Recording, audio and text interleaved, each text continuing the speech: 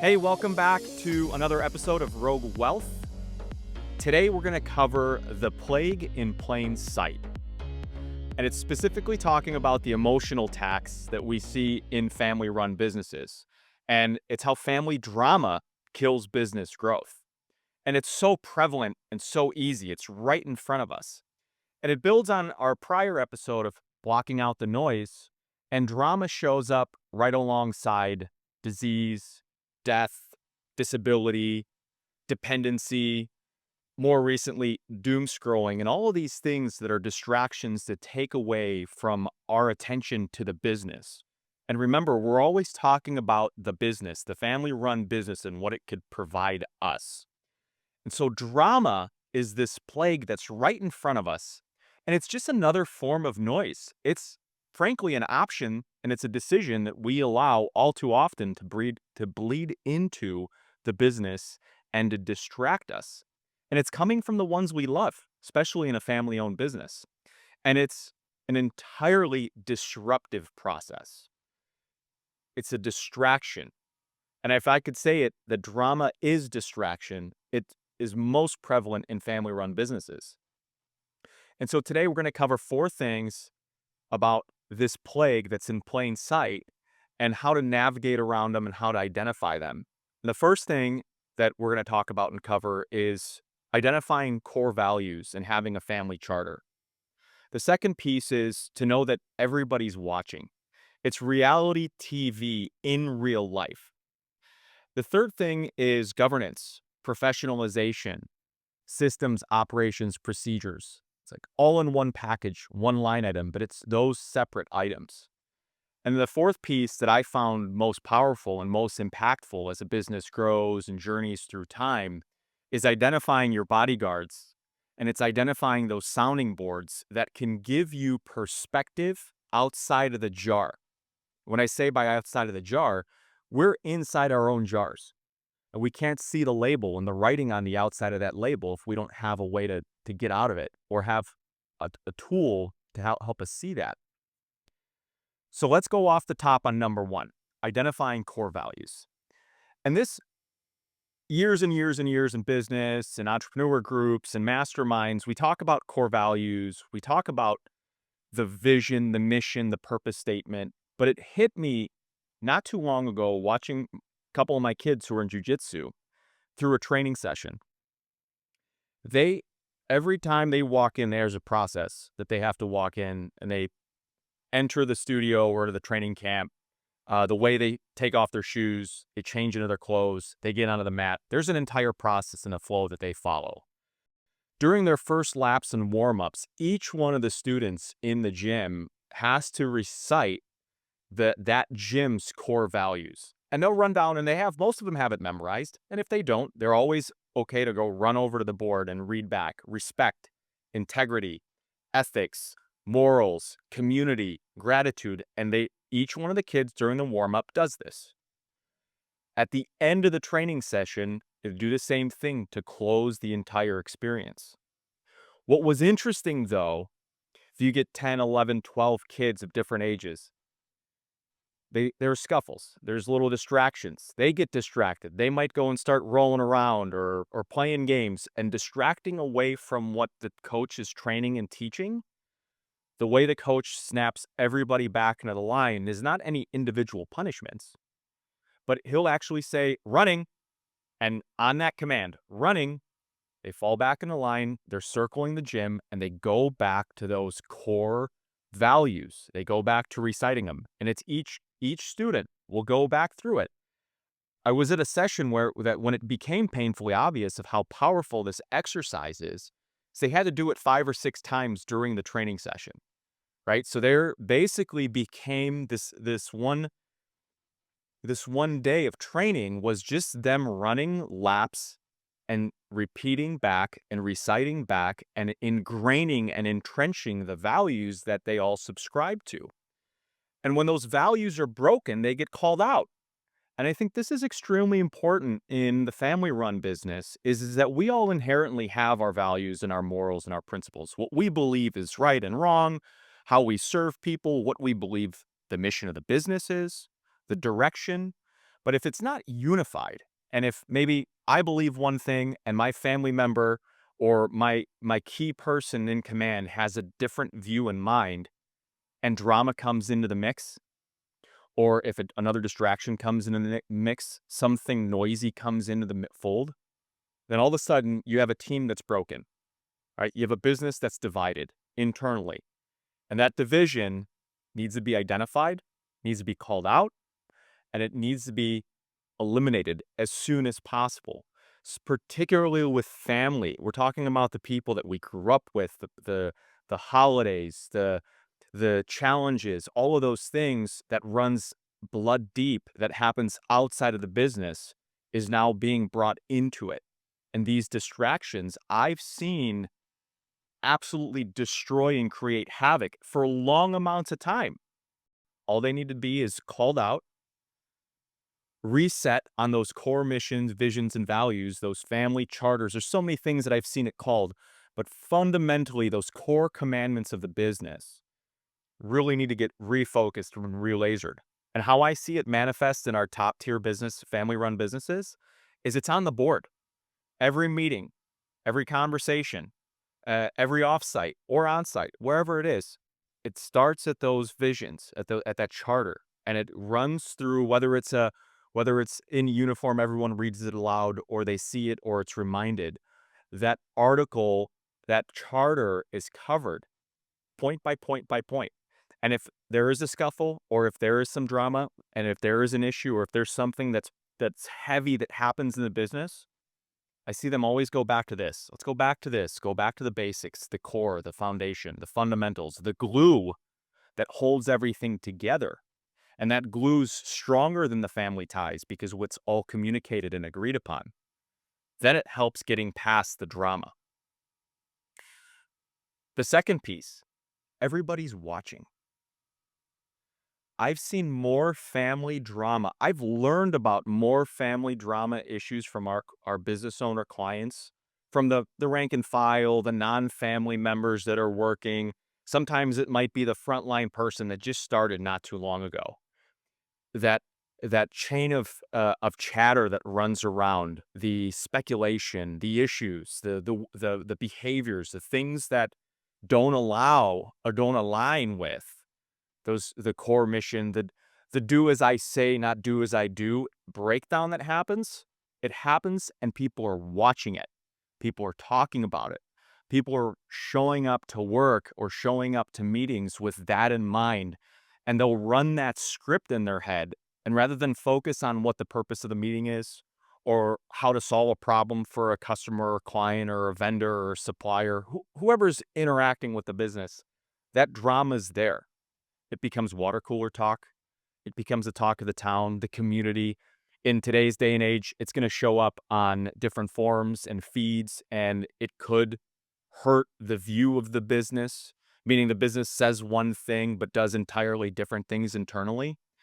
Everyone is watching, and demonstration is extremely important. And living out those core values is extremely important. If a core value is community and gratitude, well, then you better bet that that business be involved in the community, whether it's through sponsoring events or running charity drives or having its own foundation, uh, which come with a lot of other tax benefits and other dollars and cents benefits, but actually living those values because people are watching. The other thing that happens in the everybody's watching breakdown is the word nepotism. It gets thrown around, and the definition of nepotism is, favoring somebody in the family to get maybe skip the line in rank and file, or to just show up one day and be CEO or president of the business, or chief of sales or operations, where you may have had somebody working there for 5, 10, 15, 20 years that has tenure, that has skill set, that has experience, but it's not family. And that derivative, the hatred for the word nepotism, comes from bad behavior. It comes back from little Johnny who skips a line and gets handed the keys to the castle of the business. And those breakdowns show up and they're being watched. They're being talked about. They create drama that becomes toxic to the business. They become the core distraction and function and talk of the town of the business, getting away from the metrics, getting away from the systems, the procedures, the processes. It's finger pointing, it's name calling. It becomes a revolving door. It doesn't work well for the business. It creates stagnation. And I've seen issues happen where it could be one small thing that creates some drama and a scuffle. It doesn't get addressed. It festers. And then other things happen. Outside vendor raises prices, economic shock comes in, there's inflation, there's a supply disruption, and that drama that showed up from that distraction is part of the leading cause of, well, this is all happening because of that, because of that. And the drama actually takes on its own real life. These things need to be addressed adequately, called out, put on the table, and always work to defend the business from the drama that comes up. How do we do that, though? So we talked about the charter. We talked about the values, the mission, and going back and reviewing them. I would give you rule number 2 in address the obvious. And don't be afraid to do it because it's family. Don't be afraid to address the obvious because it might be a parent or a sibling or an uncle or a nephew or whoever that's involved in the business. Those titles and those traditional roles need to be set aside in the operation of the business. And this leads me into number 3, which is governance and professionalization. And I mentioned in prior episodes that public companies are great mirrors or insights into how things are done well. Again, I'm not saying that every public company is a champion and steward of the best, but it gives us insight into practices and behaviors. And public companies are very good at governance and systems, meaning that people can be swapped out and can be moved around an organization, and the organization continues to thrive, grow, and move forward, adapt in the marketplace, be profitable, serve all the other people. You can take one person out, the business doesn't cease to exist. It keeps going. And that's because of the governance and the professionalization that exists. And I see many really well-run, great-run family businesses that miss the governance and professionalization. It is kind of run like, hey, well, dad said so, so we just have to do it.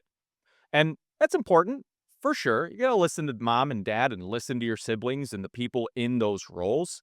But having a system of governance and an operating system that enforces and keeps guardrails and barriers on protecting the business to achieve its values, to achieve its mission, to address drama, to be able to handle it, or frankly, to say, hey, we have a rule, no drama, boom, and none of it shows up.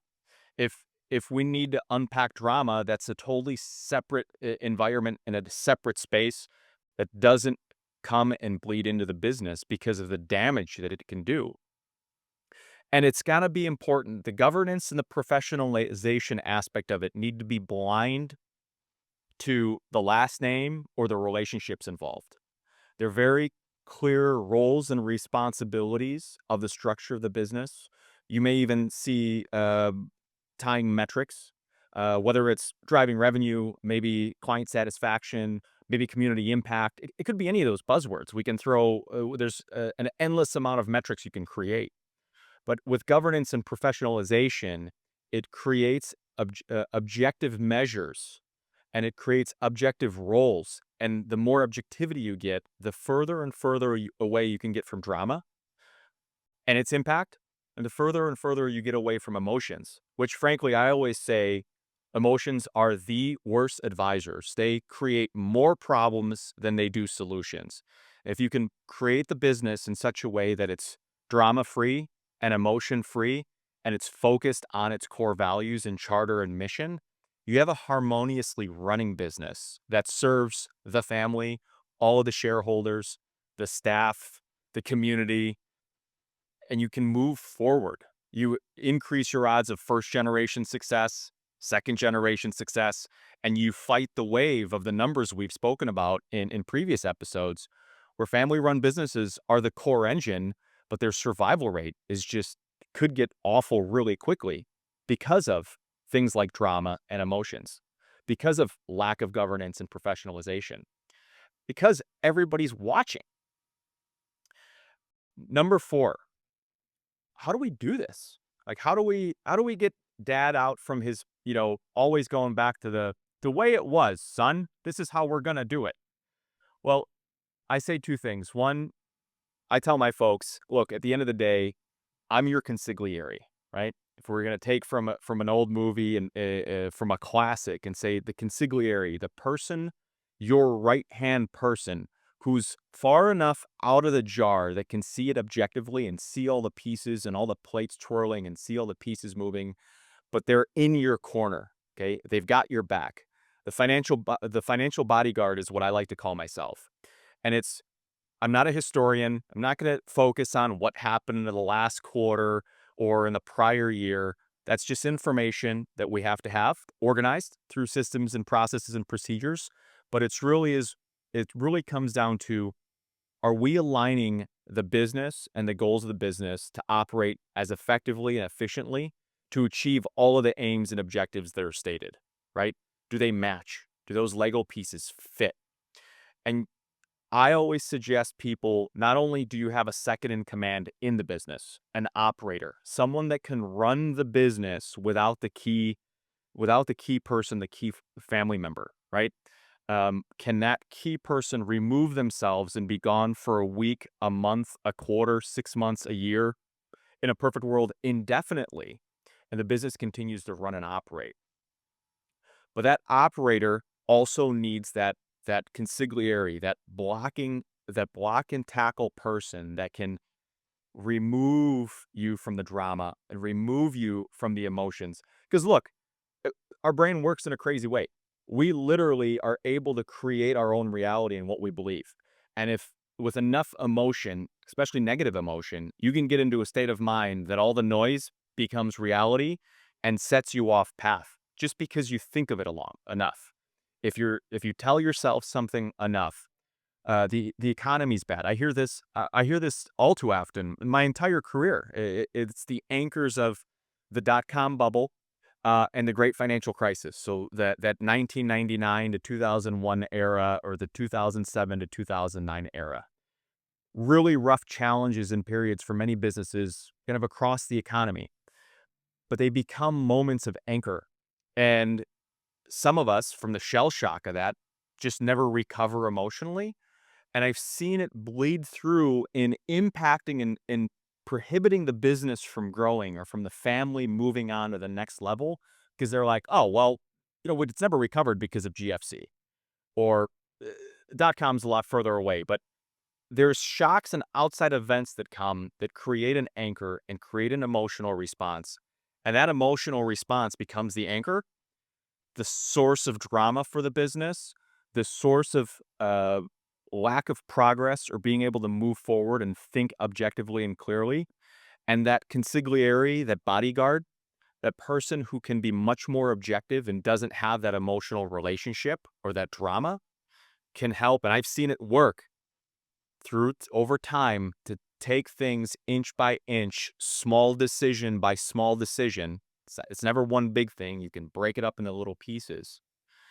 And then be in a spot to say, hey, I would rather make the wrong decision, but be able to make another one afterwards, than never do one again because I'm afraid of something that happened in the past, right? This is so important.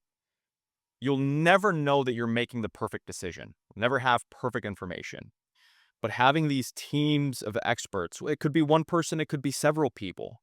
But when we're organized and aligned to say, hey, our goals at a business are to remove the complexities that come with a family-run business and maximize governance and professionalization, but also keep the magic that a family does in a family business, that's those people on a forward-looking basis I've seen move and help move businesses further along than anything else. It creates those checks and balances that are required that frankly kind of get lost in a family-run business because of that family aspect, that tribe, that glue that holds us together. Those dinner table fights, keep them for the dinner table, not in the business. Find a way to separate it. And it's often best separated with a third party. It's not family, but they're trusted, they're liked, they're known, they have a process that they follow, a system that they go through, and they're always able to show up and say, hey, we see all this, but I suspect somebody's going back to or missing our core values. Let's go back through that. It keeps everybody honest. Here's a quick story. It's this one of my favorite ones. It's the $400 million blow up. Okay. It's not fun. It's memorable to me because I was on the outside. I was far on the outside watching it. And then as the blow up happened and that 400 million, that large fortune turned into a very small fortune, my impact and influence grew. It was early on, just out of college. I was making phone calls. I was literally the guy pounding phones. I was working for a group of estate planning advisors, and my job was get on the phones, start dialing, open doors. We were calling family-owned manufacturers across the Midwest and going literally from the Midwest going west. There's a whole list. My job was just get them on the phone, get them on the phone, get them on the phone. I was able to land a meeting with and eventually earn the pension business of a manufacturer in the Midwest. When I showed up, it was transitioning from the second to third generation. Okay. So it was going from the grandparents to the parents. And then now my peers would have been their kids. That's how the timeline works out. I was able to earn the pension business for that organization. And it was a big, monstrous web across the Midwest in all of the pieces of manufacturing for the steel mills and for the auto industry, moving things around, refining things, building things, all this stuff, a lot of moving parts. I was one of those on the outside that got to watch and got to see in real life a reality TV show of just bad decision after bad decision after bad decision. Now, mind you, I started just before Great Financial Crisis. So one of the big trigger events was that outside economic shock, all the challenges that happen in the auto industry, all the challenges that happen in the manufacturing space, and that lethargic growth that came up from 2010, 11, kind of through the teens and so on and so forth. There was a death. There was a lack of desire. There was dependence that happened in different parts of the family. It was independently run, a messy glue that happened at the top. But where I came in and learned that there was somewhere around $400 million worth of business equity, real estate, assets, precious metals, money tied up in different places. Today, it's left with about $20 million between an operating business, one location, okay? Very well run, by the way, I should say. But the mess to get there, the distractions, the destruction of wealth, the destruction of families, the tough holiday dinners that came by and it really always ended as if dad had only, right? Whatever our problem is right now today, whatever's happening in the world right now today, always went back to that if dad had only. And the piece that I learned and I watched it was a perfect example of no governance. When the business was inherited, everything was running great. When the economy turned during the GFC, there was enough cushion, there was enough excess and abundance to be able to turn a blind eye and not pay attention to what was happening. That's where the erosion of wealth happened. That's where the 400 million turned into 350, turned into 300. Units started getting closed. Real estate was starting to get taken away through the tax collection process. Liquidity events came up. And the business fundamentally, objectively changed, but the family operator at that time, dad, couldn't face the facts. Figured we're going to get through this one, my way or no way. And as the kids, my peers, now a couple of them that I serve entirely, with the remaining 20 or so million bucks left, there's an operating business there. they still go back to, if dad had only. Now, how do they fight it? What have we been able to turn around? And what have they been able to identify? We'll never let this happen again to our kids, our business, our future generation.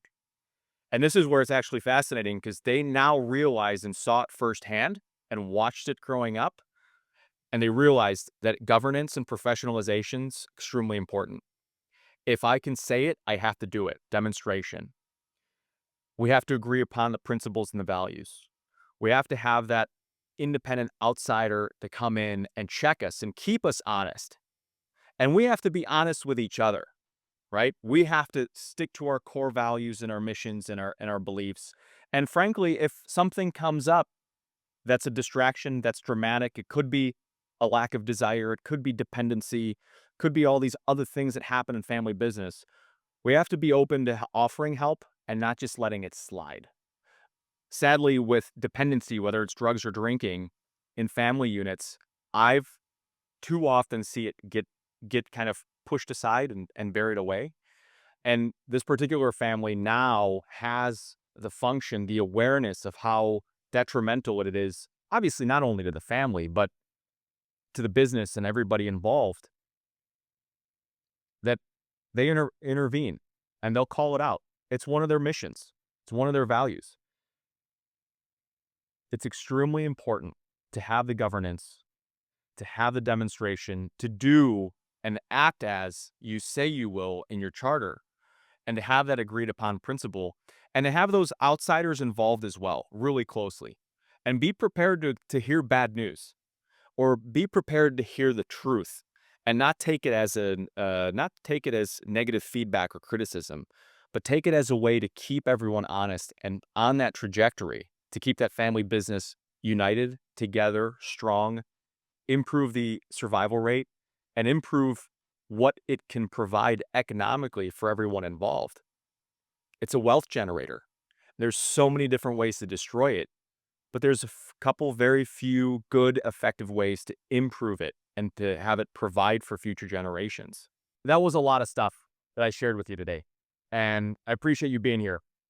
And as a quick takeaway, what's the message?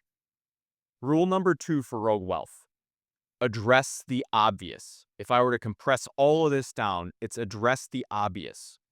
And one of the obvious triggers is drama is a distraction, and it's a disease that plagues way too many family businesses, and it drags on.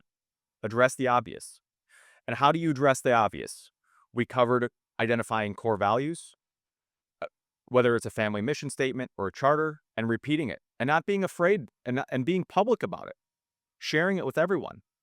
Knowing everyone's watching, it's a good way to be honest and to keep everything in order. Live out those core values, to implement governance and professionalization, and identify the bodyguards or the consigliaries, the people on your team that are outside of the family that can help you move these things forward, to help you unlock the value of the business and drive it in growth mode and not in scarcity mode. In closing, through today's episode, there's some stuff that really sticks out at you, that is a breakdown that you're dealing with, and you just want to unpack it. Nothing would make me more happy than just being able to jump on the phone, have that conversation, and offer you a nugget or a direction, or dive a little deeper into the thoughts behind any of these pieces. Feel free to comment on the episode. Feel free to go to prosperify.com, reach out, pop on the calendar, or shoot me an email. I'm always there to help. Nothing gets me more excited than helping family businesses identify their breakthroughs and get to the next step. Thanks for joining me and taking time to listen in on this episode of Rogue Wealth. I'll see you on the next one.